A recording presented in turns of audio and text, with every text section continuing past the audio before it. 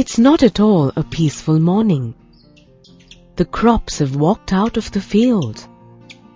There they go again. Down with the farmer. We need manure. We need water. No food till we get what we need. Looks like no one has been taking care of the crops. They haven't been getting enough nutrition. The fields have also not been watered well.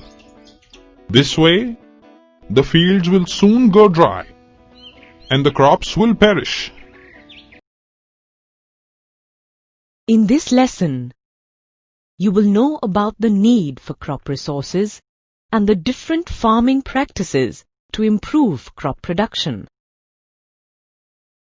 By the end of this lesson, you will be able to explain the need for crop resources, describe the methods in selecting a high-yield crop variety, describe the factors involved in enhancing crop production, and describe the ways in protecting the crop for enhancing crop production. Hi, I'm in charge of guarding the crops. But these days, the birds have gotten wiser, and they are not scared of me. I must think of other ways to protect the crops. The farmer says that food demands are increasing every day, and we need to work harder to improve yields. I can't think of any reason for this increase in demand. Can you? The population of India is more than 1 billion and is increasing. Therefore, there is an increasing need to feed this growing population. Recent efforts to increase food production have proved successful. The Green Revolution contributed to increased food grain production, and the White Revolution contributed to increased availability of milk. Living organisms need food. Food provides nutrients like carbohydrates, proteins, fats, vitamins, and minerals for growth and health. Cereals provide carbohydrate. Pulses provide protein. Oil seeds provide fats. And vegetables, spices and fruits provide vitamins and minerals. In addition to these, fodder crops provide food for livestock. We obtain most of our food from agriculture. Different crops require different climatic conditions to grow. Kharif crops are grown in the rainy season, which is from June to October. This season is called the Kharif season. Paddy, soybean, maize, cotton, green gram and black gram are Kharif crops. Rabi crops are grown in the winter season from November to April. This season is called Rabi season. Wheat, gram, peas, and linseed are Rabi crops. In India, the production of food grains increased 4 times from 1960 to the year 2000. This increase in food production is due to crop variety improvement, crop production improvement, and crop protection management. I am glad that crops are really being looked after. But how do we arrive at a high-yield crop variety? We find the high-yield crop by a process of selection. The criteria for the selection could be high yield, disease resistance, response to fertilizer, tolerance to climate, etc. Desirable traits are incorporated into the plant by the process of hybridization. In this process, genetically dissimilar plants are crossed. It is one of the methods for crop variety improvement.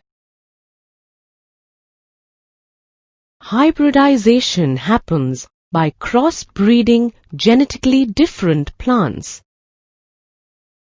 This crossing may be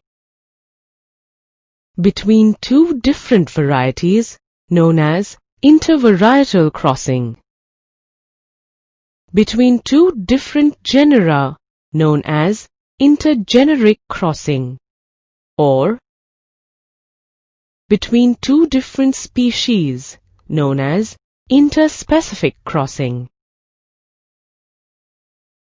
Another way of improving crop yield is by introducing the desirable genes into the crop plant. This results in genetically modified crop plants that are able to survive in a drought and waterlogged conditions. Now I get it. Since crop yield is related to weather, soil quality, and availability of water, crop varieties that can grow in different conditions are developed. Now let us look at the reasons why crop variety improvement is done. The primary reason is to increase the yield of the crop. A second reason is to improve the quality of the crop products. For example, to improve the protein content in pulses, oil content in oil seeds, and preserving quality in fruits and vegetables.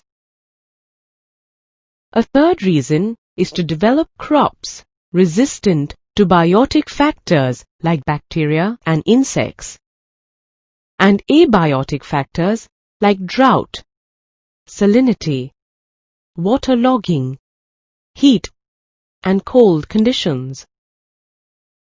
A fourth reason is to develop crops with a shorter duration from sowing to harvesting, as it is economical. A fifth reason is to develop plants with a greater adaptability to climatic conditions, so that multiple rounds of crops can be grown in a year.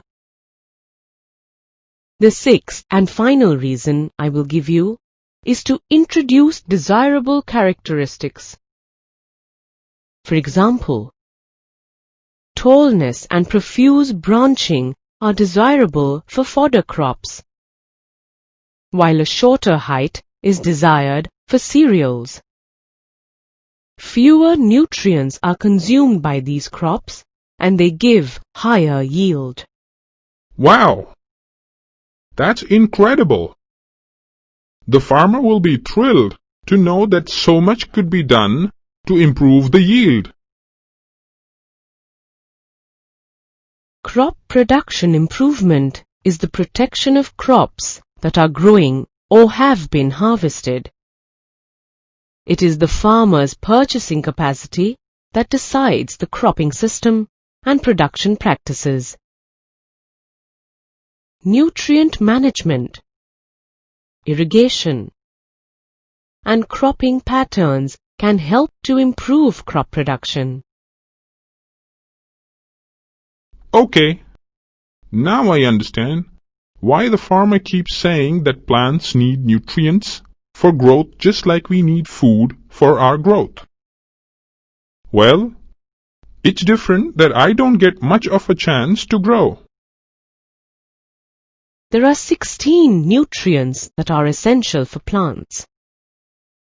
Nutrients are supplied to plants by air, water, and soil. Air supplies carbon and oxygen. Water supplies hydrogen and oxygen. Soil supplies the rest of the 13 nutrients to the plants. Among these 13 nutrients, 6 nutrients such as nitrogen, phosphorus, potassium, calcium, magnesium, and sulfur are required in large quantities. These are called macronutrients. The other 7 nutrients, such as iron, manganese, boron, zinc, copper, molybdenum, and chlorine, are used by plants in smaller quantities. These are called micronutrients.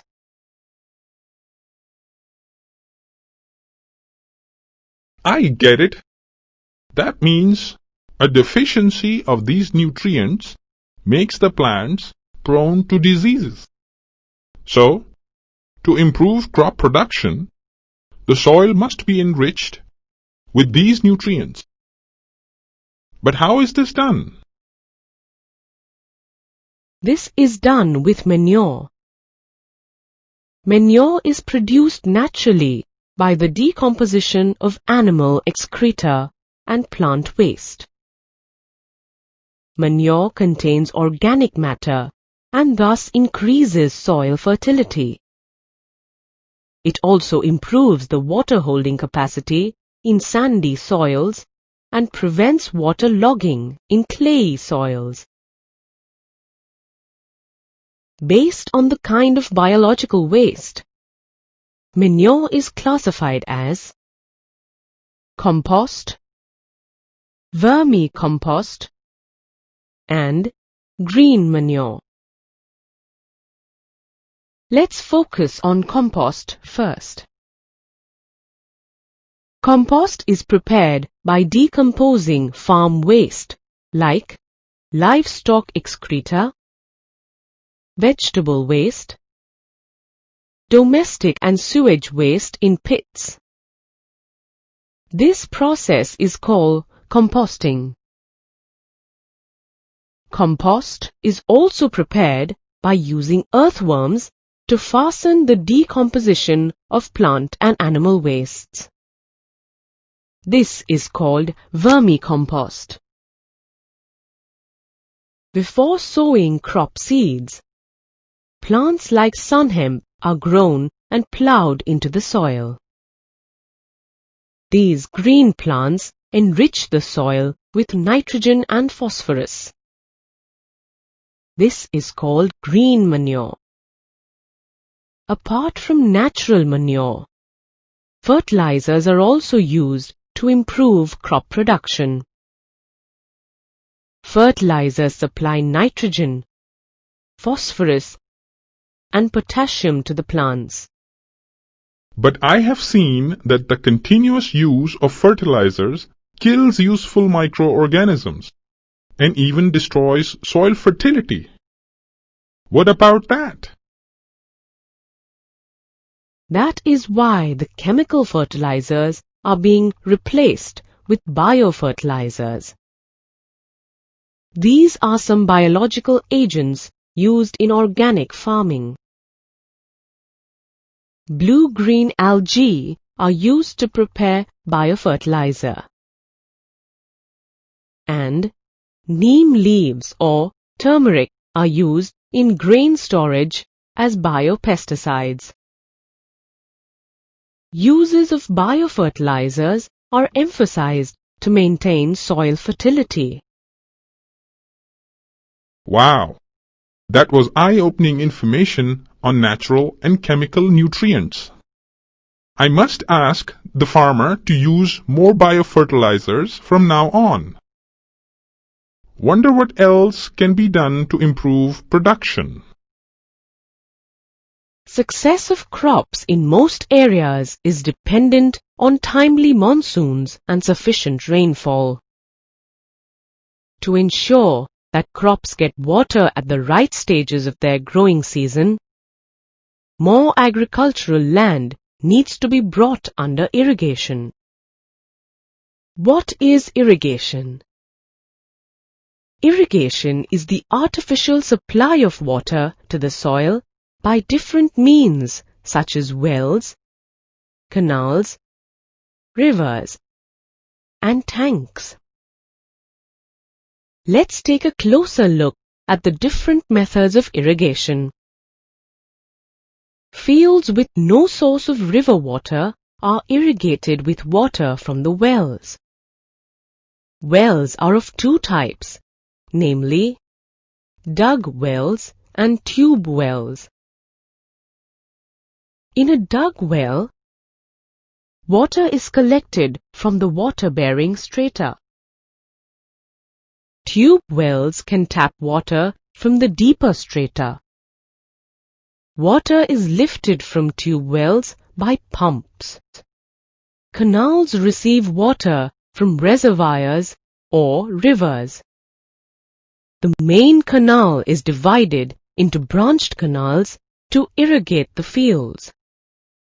In areas where the canal flow is insufficient due to inadequate reservoir release, another method known as river lift systems is used. In this method, water is directly drawn from the rivers. Here are some tanks. Tanks are small reservoirs which store runoff water. Recent attempts to increase the availability of water involve rainwater harvesting. Rainwater is harvested in check dams, which increase the groundwater levels and reduce soil erosion. Hey, take a look at this farm. There are two types of crops growing at the same time. That's very smart, isn't it? Different ways of growing crops can be followed to give maximum benefit. Cropping patterns used for greater yield are mixed cropping, intercropping, and crop rotation. Mixed cropping is growing two or more crops simultaneously on the same piece of land. Examples include wheat and gram, or groundnut and sunflower. This gives some insurance against the failure of one of the crops. Intercropping is growing two or more crops simultaneously on the same field with a few rows of one crop alternating with a few rows of a second crop. Examples include soybean and maize, or finger millet and cowpea. The crops are selected such that their nutrient requirements are different. This ensures maximum utilization of the nutrients and also prevents pests and diseases of one crop spreading to the other crop in a field. Growing different crops in succession on a piece of land is known as crop rotation. The choice of crops depends on the availability of moisture and irrigation. With good crop rotation, 2 or 3 crops can be easily grown in a year. Examples include cereals alternating with legumes, soybean alternating with maize. Look at these weeds. It seems like the farmer has become quite lazy these days. He needs to be told that weeds are dangerous for crops. Nurturing crop plants against the damages caused by weeds, pests, and diseases is known as crop protection management. Weeds like xanthium, parthenium, and Cyperinus rotundus are unwanted plants in the crop field. They compete with the crop plants for food, space, and light, and finally reduce crop growth. Weeds can be removed by spraying herbicides or by mechanically removing them. Timely sowing of crops, intercropping, and crop rotation effectively control weeds. The use of resistant varieties and summer ploughing also destroys weeds. Oh no! What are these? Somebody help me! Please! These insects are called pests. They damage the crops. Generally, pests attack plants and reduce their yield.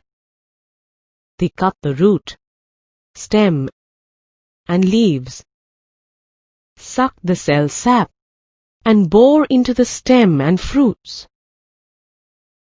Pests can be controlled by using pesticides.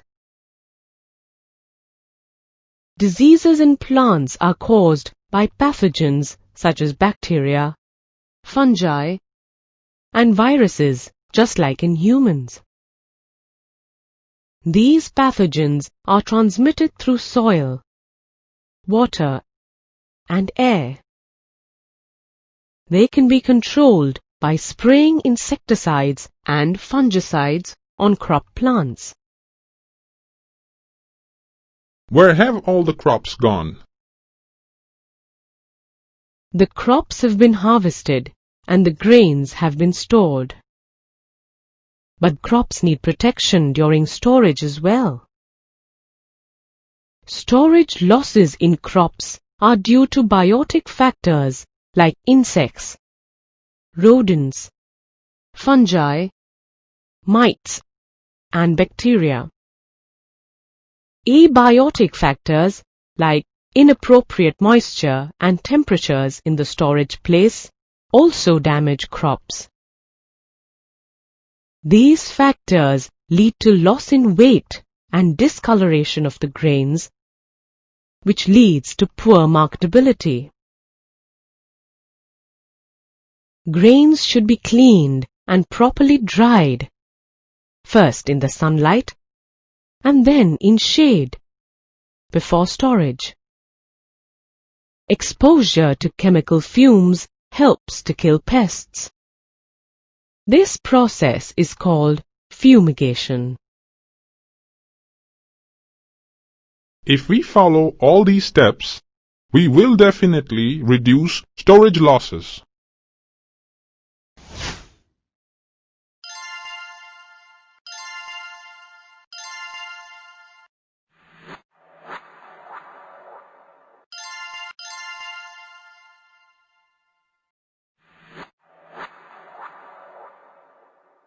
The increase in the human population has led to a rise in the demand for meat. Livestock production needs to gear up to meet this increased demand for hygienically produced meat, eggs, and other animal produce such as honey. So how do we ensure these needs are met? That's where animal husbandry comes in.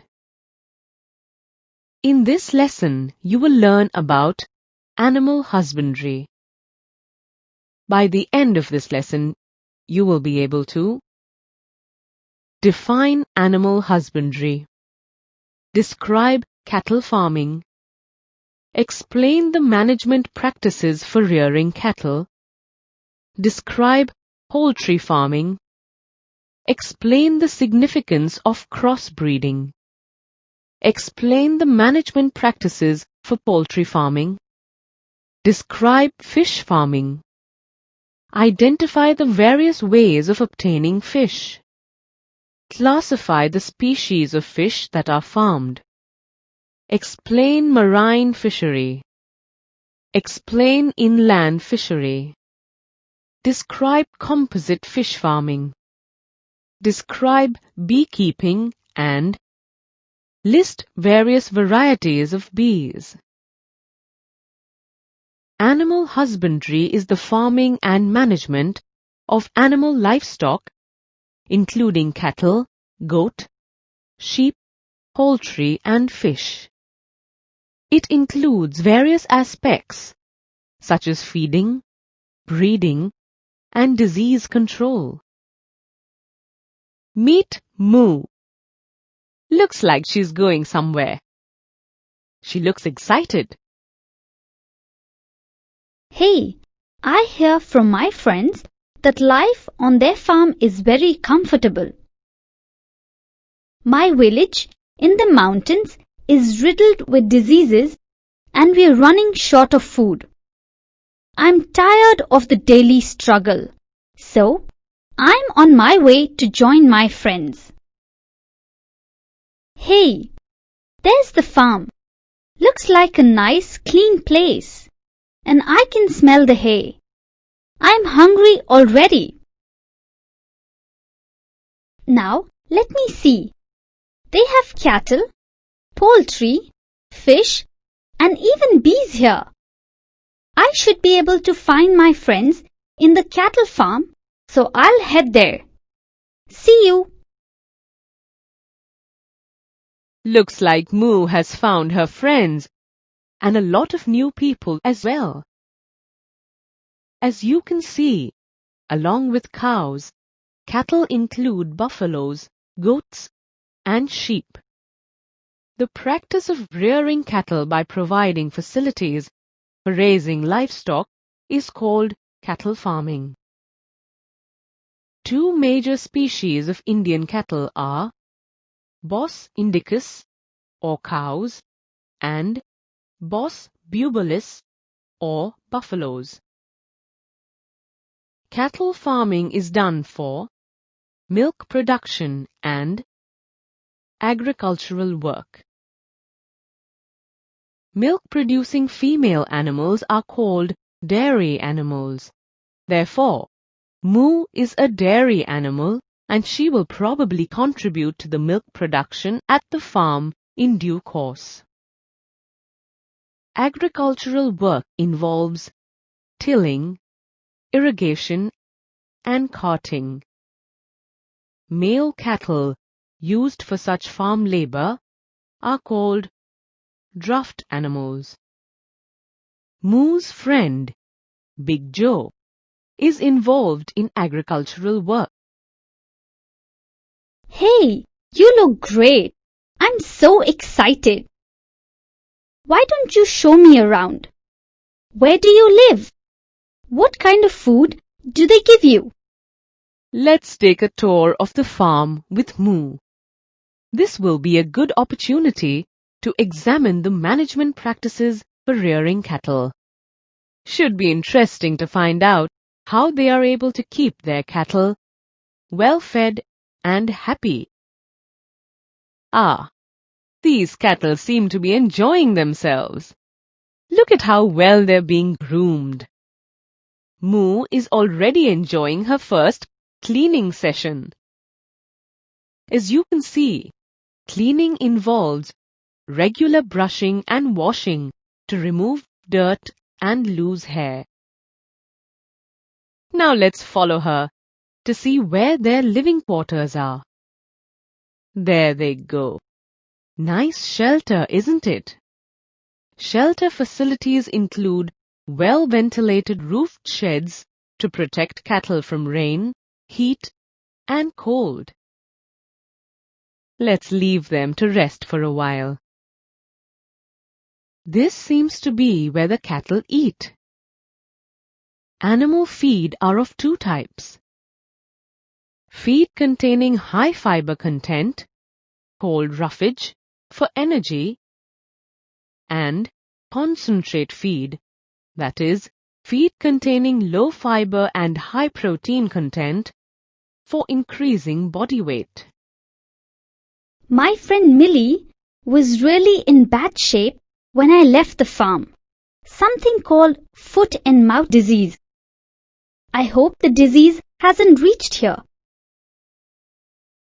Moo doesn't need to worry. Diseases in cattle are caused by external and internal parasites.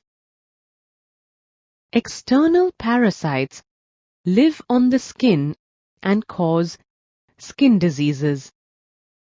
Internal parasites like worms affect the stomach and intestine. Liver fluke, an internal parasite, often damages the liver of cattle. Infectious diseases are often caused by bacteria and viruses. So how does this farm handle these threats? This farm has set up a proper disease control system. Shelters and other areas on the farm are cleaned and disinfected regularly, and vaccination against various diseases is provided to all cattle. Can you guess what this is? The milk production unit, of course.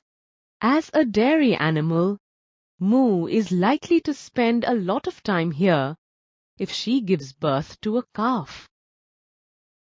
The period following the birth of a calf is called the lactation period because during this period, high milk production is observed. By lengthening the lactation period through hormonal stimulation, milk production can be enhanced. Wow! I see some foreigners here as well. That's a Jersey cow, and this one is the brown Swiss. That's interesting. Wonder what they are doing on this farm. Can you guess why? Foreign and local breeds can be crossbred to facilitate the growth of animals with desired qualities. For example, a Jersey cow has a long lactation period. On the other hand, a local breed like a red Sindhi cow displays a high resistance to diseases. Therefore, crossbreeding among Jersey and red Sindhi breeds might lead to a new breed with a long lactation period as well as a strong resistance to diseases. Hey, who lives in that area across the field? I see some hens. Moo is talking about the poultry farming section. Poultry farming is the practice of raising poultry for egg production and chicken meat. Typically, fowls and improved poultry breed are used for producing eggs and broilers are used for producing meat. Remember we spoke about crossbreeding in cattle farming? Crossbreeding is common in poultry as well. For example, an Indian breed, Asil, is often crossbred with a foreign breed, Leghorn, to develop new varieties with desirable traits. So what could such desirable traits be? To give you an idea, crossbreeding is done to develop dwarf broiler parents for commercial chick production, which ensures that the birds are ready to be used as meat within a very short period of time. Reduce the size of the fowls, which are egg-laying. Smaller birds consume less food and yield the same number of eggs as larger birds. Increase the number and quality of chicks. Lower maintenance requirements and enable the poultry to tolerate high temperatures during summer. Let's look at the management practices for poultry farming. Maintenance of temperature, which is optimum for the survival of poultry. Provision of hygienic housing conditions. Provision of a protein-rich diet with high levels of vitamin A and K. And the prevention and control of pests and diseases through proper sanitation, spraying of disinfectants, and vaccination. Sounds impressive. And what's that? Ah, the fish production unit. Yes, those enclosures that look like tanks are used to produce fish for commercial purposes. This is also called fish farming or aquaculture. Fish is a cheap source of animal protein. Generally, fish production involves two main species of fish. Finned true fish such as katla and rohu, and shellfish such as prawns and mollusks. We obtain fish in two ways: capture fishing and culture fishing. Capture fishing involves obtaining fish from natural resources like seawater or freshwater, such as rivers and ponds. Culture fishing involves culturing the fish in small enclosures. Fishing is classified into two types, depending upon the resources used for fishing: marine fishery and inland fishery. Fishing in saltwater regions like seas and oceans is called marine fisheries. Marine fishing resources include 7,500 kilometers of the Indian coastline. Marine fish are caught using fishing nets.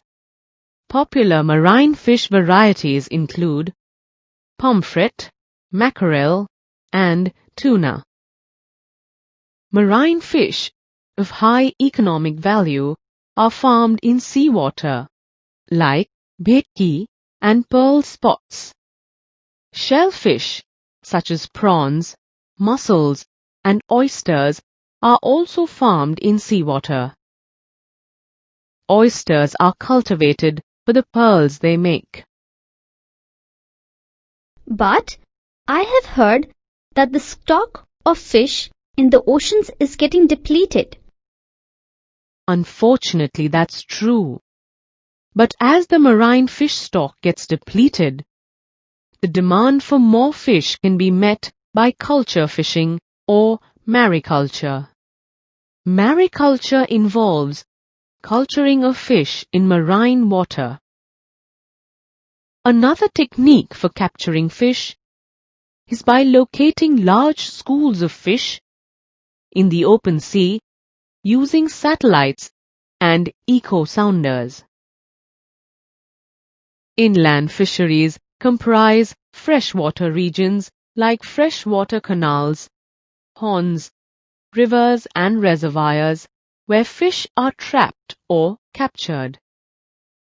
Another rich source of fish are found in reservoirs where fresh water and seawater mix together.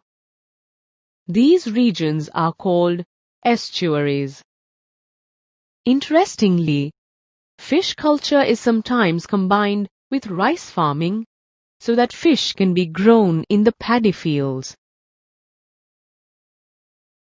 I wonder what kind of food they eat. Do all of them have similar feeding habits, like us cows? Feeding habits of fish can differ significantly.